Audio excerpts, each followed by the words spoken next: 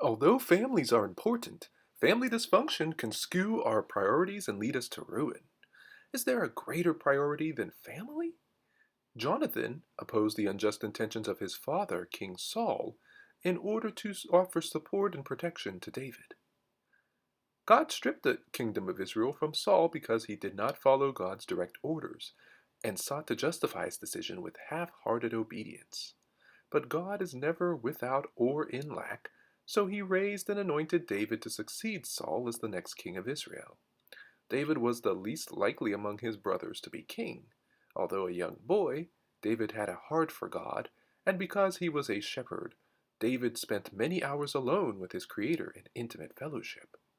And that brings us to our key verse for today, which reads, "The next morning Jonathan spoke with his father about David, saying many good things about him. The king must not sin against his servant David," Jonathan said. "He's never done anything to harm you. He has always helped you in any way he could." 1 Samuel chapter 19, verse 4. Jonathan shows great courage in standing up for David against Saul. Saul has already thrown spears at David in chapter 18, verse 11. Saul believes that David opposes his political power. Saul is the king. He is within his legal rights to order a subject's death, even without cause. Further, Saul is Jonathan's father, the patriarch and elder in a society very much still reliant on family ties for strength. It is presumptuous for Jonathan to even think he has a better plan than Saul. To actually follow through and speak against his father's plans is courageous. Jonathan allows his desire for justice to override his social role as a son. Jonathan takes Saul out in private and has the courage to call it like it is, even to his own father, even to the king. He gives his father many reasons for not killing his servant. Jonathan warns Saul that killing David would be a sin. David is innocent and has in no way earned death.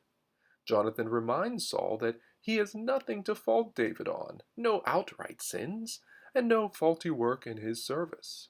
David has shown his usefulness to Saul both with his music, which soothes Saul when he is plagued by an evil spirit, and with his sword, which has killed Goliath and many other Philistines. Much could be praised in Jonathan's show of devotion to his friend. Don't we all want a friend who can sing our praises like Jonathan does David's? Even though our friends hold so much sway in our lives as children and teenagers, adults often struggle to gain and maintain friendships with their peers. This leads to an unhealthy isolation. Adult responsibilities of caring for a house, a household, and a job outside of these mean we must consciously take time to foster friendships. The good thing, though, is that all it takes is time. You do not have to maintain a certain activity schedule or setting. You simply need to mindfully spend time with people to grow deep friendships. For the time being, however, Saul promises not to kill David. As the last step in his work as a mediator, Jonathan presents David to Saul himself. Jonathan's presence affects both men and reminds Saul of the promise the king made to Jonathan before God, and it reassures David that nothing bad will happen since Saul would not challenge both of them. The peace Jonathan has achieved here is only temporary. Just 2 verses after this episode, Saul will again try to spear David as he plays for the court, and David will have to flee for his life. Even a temporary peace, however, is worthwhile. Jesus promises, "Blessed are the peacemakers, for they shall be called the children of God," in Matthew 5:9. So here's our lesson. No matter the relationship as Christians, we must not be silent when someone is wrong because it affects the whole. We can disagree respectfully, and if the parties are in Christ, there should be avenues to gain quick and peaceful resolution.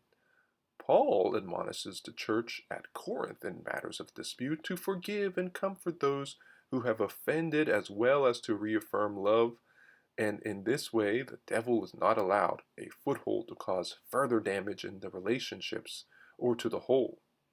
Those in leadership in the home, church, work, and community can serve as models for reconciling behavior to support the well-being of others.